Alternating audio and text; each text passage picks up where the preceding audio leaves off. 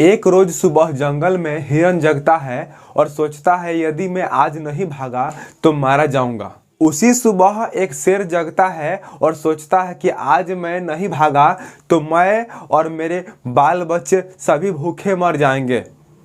आप शेर हो या हिरन, भागना तो पड़ेगा ही, आपको पढ़ना तो पड़ेगा ही, आपको अपने परीक्षा में अच्छे मार्क्स के लिए पढ़ना तो पड़ेगा ही। मैं कुंदन सर टीबीएल कोचिंग में आपका फिर से बहुत बहुत स्वागत करता हूं। पहला सवाल है, रक्त में कैल्शियम की मात्रा का नियंत्रण निम्नलिखित में से किस अंतःस्रावी ग्रंथि द्वारा होता है?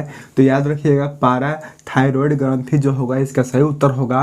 पाराथायरॉयड ग्रंथि कहाँ होती है? तो थायराइड ग्रंथि के ठीक नीचे होती है। और थायराइड ग्रंथि का सही से काम नहीं करने से क्या होता है, यहाँ पे घेंघा रोग हो जाता है, जिसको हम गलगंड भी कहते हैं। और यह ना आयोडीन की कमी से होता है। तो याद रखना है आपको कि रक्त में कैल्शियम की मात्रा का नियंत्रण जो होता है किस अंतःस्रावी ग्रंथि द्वारा होता है? तो पाराथायरॉयड जो होगा इसका सही उत्तर होगा। और अंतःस्रावी ग्रंथि किसे कहते हैं? मतलब जिस ग्रंथि से हार्मोन का स्राव होता है उसे हम अंतःस्रावी ग्रंथि कहते हैं। ठीक है। अगला सवाल है, मस्तिष्क मतलब दिमाग में विभिन्न सूचनाएं किस रूप से संचित होती है? तो चेतना के रूप से। दिमाग में चेतना के रूप में ही मतलब सूचनाएं, मैसेज या जो भी ज्ञान होता है वे सभी इकट्ठा होती है। ठीक है। इसलिए हम मस्तिष्क को चेतना भी कहते हैं या ज्ञान का भंडार भी कहते हैं। ठीक है। और मानव मस्तिष्क को 3 भागों में बांटा गया है, अग्र मस्तिष्क, मध्य मस्तिष्क और पश्च मस्तिष्क। इसको हम छोटा दिमाग भी कहते हैं। अगला सवाल है, उच्च स्तरीय जंतुओं में तंत्रिका तंत्र का निर्माण होता है तो मस्तिष्क द्वारा। याद रखिएगा, मतलब उच्च स्तरीय जंतु का मतलब क्या, उसमें हम लोग भी आएंगे। हमारे शरीर में, हम लोगों के शरीर में जो तंत्रिका तंत्र का निर्माण हुआ है वह मस्तिष्क द्वारा ही तो हुआ है। और तंत्रिका तंत्र की सबसे छोटी इकाई है तंत्रिका कोशिका, जिसको हम न्यूरॉन भी कहते हैं। ठीक है।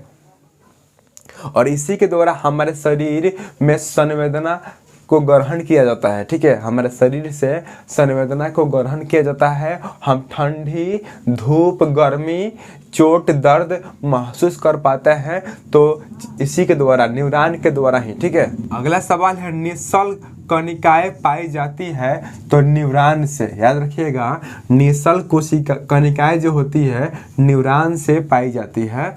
अगला प्रश्न है, एक्सोन के चारों तरफ श्वेत चर्बीदार पदार्थों के बने आवरण को क्या कहते हैं? तो इसको कहते हैं माइलिन शीथ। Myelin sheath.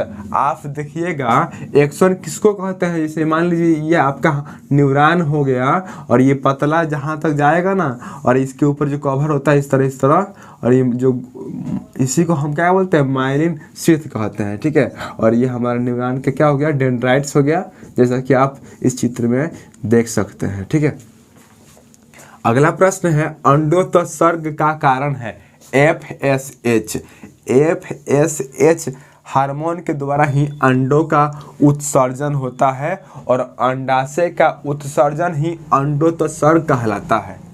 अगला सवाल है, सबसे छोटी अंतःस्रावी ग्रंथि कौन है? तो पिट्यूटरी। याद रखिएगा, पिट्यूटरी ग्रंथि ना यहाँ होती है, जहाँ पे आप तिलक लगाते हैं यहीं पर पिट्यूटरी ग्रंथि होती है। और इस ग्रंथि को मास्टर ग्रंथि भी कहते हैं। सभी ग्रंथियों का ये बाप है। हमारे शरीर पर जो नियंत्रण रखता है मस्तिष्क ही तो नियंत्रण रखता है। ठीक है। इसलिए अगला सवाल है, निम्नांकित पादप हार्मोन में किसे फल पकाने वाला हार्मोन कहते हैं? तो एथिलीन। याद रखिएगा, एथिलीन नामक हार्मोन ना गैस के रूप में होता है और इसे हम फल पकाने वाला हार्मोन कहते हैं। इसी हार्मोन के स्राव से फल पकता है। अगला प्रश्न है, निम्नलिखित में मादा जनन ग्रंथि किसे कहते हैं? तो अंडाशय को। अंडाशय को ही हम मादा जनन ग्रंथि कहते हैं और अंडाशय से ही अंडाणु का निर्माण होता है। अगला सवाल है, दो तंत्रिका कोशिकाओं के मध्य खाली स्थान को क्या कहते हैं? सिनेप्स। जब ना दो न्यूरॉन मिलते हैं तो उसी जोड़ को हम क्या बोलते हैं? सिनेप्स बोलते हैं, याद रखिएगा। जब दो न्यूरॉन के डेंड्राइट्स आपस में एक दूसरे से टच होते हैं तो उसी को हम क्या बोलते हैं? उसी जोड़ को हम सिनेप्स कहते हैं। देखिए जोड़ है, ये जोड़, इसी जोड़ को हम सिनेप्स कहेंगे, ठीक है। अगला सवाल है, निम्नलिखित में कौन एक पादप हार्मोन है? तो साइटोकाइनिन। ये एथिलीन भी तो होगा, एथिलीन भी पादप हार्मोन ही है, ये भी पेड़ पौधों में भी होता है। ये सवाल भाई ऑप्शन है, ऑप्शन देख करके आप टिक कीजिएगा, ठीक है। अगला सवाल है, इंसुलिन की कमी से कौन सा रोग होता है? तो इंसुलिन की कमी से ना मधुमेह रोग होता है। मधुमेह को हम डायबिटीज या शुगर या चीनिया रोग भी कहते हैं, ठीक है।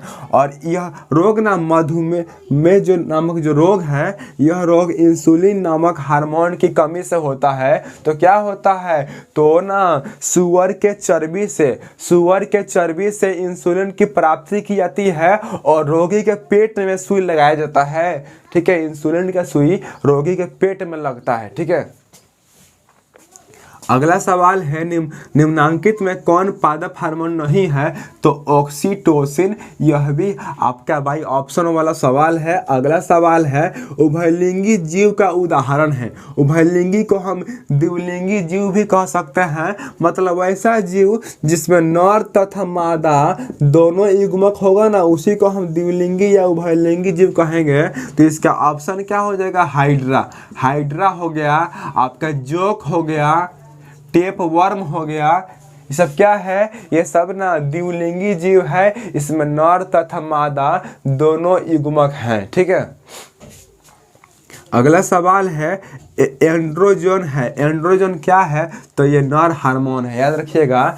एंड्रोजन जो है ना वह नर हार्मोन है, ठीक है। अगला सवाल है, ग्वाइटर रोग पनपता है किससे? तो आयोडीन की कमी से। इसको हम ग्वाइटर या गलगंड या घेंघा रोग भी कहते हैं। यह बीमारी आयोडीन की कमी से होती है, इसलिए हमें आयोडीन युक्त नमक का सेवन करना चाहिए, ठीक है। अगला सवाल है, निम्नलिखित में किसे बर्थ हार्मोन कहते हैं? बर्थ हार्मोन का मतलब है जन्म देने वाला हार्मोन। तो ऑक्सीटोसिन जो होगा इसका सही उत्तर होगा, आप इस बात को याद रखिएगा, ठीक है। अगला सवाल है, निम्नांकित में कौन सा जंतु उभयलिंगी नहीं है? तो ये तो भाई ऑप्शन होगा, ये इसमें हम भी आ सकते हैं। मनुष्य हो गया, मछली हो गया, गाय भैंस भी होगा। इसमें ये सब क्या है? इसी का उदाहरण होंगे। उभयलिंगी नहीं होंगे तो एकलिंगी ही तो होंगे, तो आप टिक कीजिएगा। अगला सवाल है, फूल में नर प्रजनन अंग कौन है? तो पुंकेसर। पुंकेसर जो है ना यही क्या है? नर प्रजनन अंगक है। याद रखिएगा कि फूल में नर जनन अंग पुमंग है और पुमंग की इकाई क्या है? पुंकेसर है, ठीक है। और मादा जनन अंग जायांग है और जायांग की इकाई स्त्रीकेसर है। अगला सवाल है, अंडाणु निषेचित होता है तो फैलोपियन नलिका को हम ना अंडवाहिनी भी कहते हैं। इसी से अंडाणु निकलता है मादा में, ठीक है। अगला सवाल है, पुष्प के केंद्र में अवस्थित मादा जनन अंग होगा। तो स्त्रीकेसर जो होगा इसका सही उत्तर होगा, आप टिक कीजिएगा।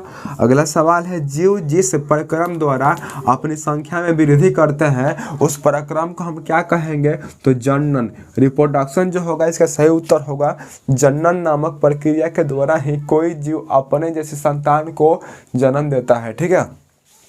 अगला सवाल है, अलैंगिक जनन मुकुलन द्वारा होता है। तो ईस्ट में मुकुलन होता है, आप इस बात को याद रखिएगा। अगला सवाल है, निम्नलिखित में कौन बैक्टीरिया जनित यानी जीवाणु जनित लैंगिक जनन संचालित रोग है? तो सिफिलिस जो होगा इसका सही उत्तर होगा। सिफिलिस जो है ना एसटीडी तो है, सेक्सुअल ट्रांसमिटेड डिजीज तो है, मतलब यौन संचालित रोग तो है, लेकिन यह बीमारी ना जीवाणु द्वारा होती है, ठीक है। अगला सवाल है, सर्जिकल विधि द्वारा फैलोपियन नलिका को अवरुद्ध करना क्या कहलाता है? तो स्त्री नसबंदी, ठीक है। और सर्जिकल विधि द्वारा शुक्रवाहिनी को काट दीजिएगा तो क्या कहेंगे इसको? पुरुष नसबंदी। इस सवाल है, कॉपर ल्यूटियम में स्रावित हार्मोन को हम क्या कहते हैं? तो याद रखिएगा कि कॉपर ल्यूटियम में जो स्रावित हार्मोन होते हैं, यानी कॉपर्स ल्यूटियम नामक अंतःस्रावी ग्रंथि से जो हार्मोन निकलते हैं उस हार्मोन को हम प्रोजेस्टेरोन कहते हैं। क्या कहते हैं जी? प्रोजेस्टेरोन कहते हैं। अगला सवाल है, निम्नलिखित में से कौन लैंगिक जनन संचारित रोग है, यानी एसटीडी रोग है? तो इसका सही उत्तर होगा एड्स हो गया, सिफिलिस हो गया, गोनोरिया हो गया, यही इसका सही उत्तर होगा। ठीक है। अगला सवाल है, डेंगू उत्पन्न करने वाला मच्छर किस तरह के जल में रहता है? तो साफ जल में। मतलब क्या, डेंगू कौन उत्पन्न करता है? तो मादा एनोफिलीज मच्छर के काटने से मलेरिया नामक बीमारी होती है। जब कोई मादा एनोफिलीज मच्छर किसी व्यक्ति को काटता है तो अपने लार में मौजूद प्लाज्मोडियम नामक प्रोटोजोआ को हमारे शरीर में छोड़ देता है और प्लाज्मोडियम नामक प्रोटोजोआ की संख्या में इतना वृद्धि होता है कि मनुष्य को मलेरिया नामक बीमारी हो जाती है। और जो मलेरिया के जो मच्छर होते हैं जिसको हम डेंगू कहते हैं, वे साफ पानी में रहते हैं। इनका आकार थोड़ा सा बड़ा दिखता है। तो आपके घर में यदि डेंगू मच्छर यानी बड़ा आकार वाला मच्छर कहीं दिखता है तो उसको आप बिना मारे छोड़िएगा मत, अवश्य मारिएगा। ठीक है। और सबसे अच्छा उपाय क्या है मच्छर से बचने के लिए? मच्छरदानी का प्रयोग करें, साफ सफाई का ध्यान रखें। ठीक है। अगला सवाल है, नर युग्मक तथा मादा युग्मक के संलयन को हम क्या कहेंगे? तो निषेचन। जब नर युग्मक शुक्राणु तथा मादा युग्मक अंडाणु मिलता है तो इसी प्रक्रिया को हम निषेचन कहते हैं। और निषेचन की खोज नावासीन नामक वैज्ञानिक ने की थी। ठीक है। अगला सवाल है, मानव में नर जनन ग्रंथि कहलाता है विरिसन। मतलब विरिसन को हम नर जनन ग्रंथि कहते हैं। अगला प्रश्न है, लड़कों में यौना अवस्था के लक्षणों का नियंत्रण करने वाले हार्मोन को हम क्या बोलते हैं? तो टेस्टोस्टेरोन बोलते हैं। जब लड़कों के शरीर से टेस्टोस्टेरोन नामक हार्मोन का स्राव होता है तो यौना अवस्था के लक्षणों को ये रोकता है। ठीक है। अगला प्रश्न है, इनमें से कौन अलैंगिक जनन की विधि है? तो ये सवाल बाई ऑप्शन है, ऑप्शन के आधार पर आप टिक कीजिएगा। तो यहाँ पे मुकुलन दिया हुआ है, मुकुलन के अलावा द्विखंडन, बहुखंडन, कायिक जनन, कायिक प्रवर्धन, ऊतक संवर्धन भी हो सकता है। आप बाई ऑप्शन टिक कीजिएगा। ठीक है। अगला सवाल है, निम्नलिखित में से कौन एक प्रोटोजोआ जनित लैंगिक जनन संचालित रोग है? मतलब यौन संबंधी नियम का पालन नहीं करने से भी होने वाली बीमारी है और यह प्रोटोजोआ से होती है। तो इसमें से कौन होगा? तो ट्राइकोमोनिएसिस नामक बीमारी जो होगा यही उसका सही उत्तर होगा, क्योंकि ट्राइकोमोनिएसिस नामक बीमारी प्रोटोजोआ से होती है और यह बीमारी एक एसटीडी है, सेक्सुअल ट्रांसमिटेड डिजीज है। ठीक है। यह क्या है? यौन संचारित बीमारी है। ठीक है। अगला सवाल है, निम्नलिखित में से कौन विषाणु जनित लैंगिक जनन संचालित रोग है? तो एड्स होगा इसका सही उत्तर। एड्स का फुल फॉर्म आप जानते होंगे कि एक्वायर्ड इम्यूनी डिफिशियंसी सिंड्रोम होता है और यह HIV वायरस से होता है और यह भी एक यौन संचालित रोग है, STD है। ठीक है। अगला सवाल है, मुकुलन द्वारा प्रजनन किसमें होता है? तो ईस्ट इसका सही उत्तर होगा। ईस्ट में ही मुकुलन द्वारा प्रजनन होता है। बहुत सारी कलिकाएं निकलती है, कलिकाएं नए जीवों में परिवर्तित होती है और इस तरह एक जीव से कई जीव का निर्माण होता है। ठीक है। अगला सवाल है, इनमें से कौन एक लिंगी पुष्प का उदाहरण है? तो पपीता जो होगा, पपीता क्या है? एक लिंगी पौधा है। एक लिंगी पौधा इसको इसलिए बोल रहे हैं क्योंकि इसमें नर युग्मक होता है तो मादा नहीं और मादा युग्मक होता है तो नर नहीं, यानी एक लिंगी को हम एक लिंगाश्रयी भी कह सकते हैं और इसका उदाहरण क्या होगा? पपीता जो होगा इसका सही उत्तर होगा। अगला सवाल है, द्विखंडन तथा बहुखंडन विधि से उत्पन्न वंशजों को हम क्या कहेंगे? तो अनुजात कहेंगे। ठीक है। नेक्स्ट क्वेश्चन है, पौधों के मादा युग्मक को हम क्या कहते हैं? तो अंडाणु। याद रखिएगा कि पौधा के मादा युग्मक को हम क्या बोलते हैं? अंडाणु कहते हैं या फिर जायांग भी कहते हैं। क्या कहते हैं जी? जायांग। पौधा को हम के मादा युग्मक को हम क्या बोलते हैं? जायांग। और जायांग की इकाई है स्त्री केसर। ठीक है। अगला सवाल है निम्नलिखित में से कौन एक उभयलिंगी जीव है। उभयलिंगी का मतलब क्या, द्विलिंगी जन्म जिसमें नर तथा मादा दोनों युग्मक हो, तो केचुआ हो जाएगा इसका सही उत्तर। केचुआ के अलावा जोंक हो जाएगा, टेपवर्म हो जाएगा। आप इसको भी बाई ऑप्शन टिक कीजिएगा, ठीक है।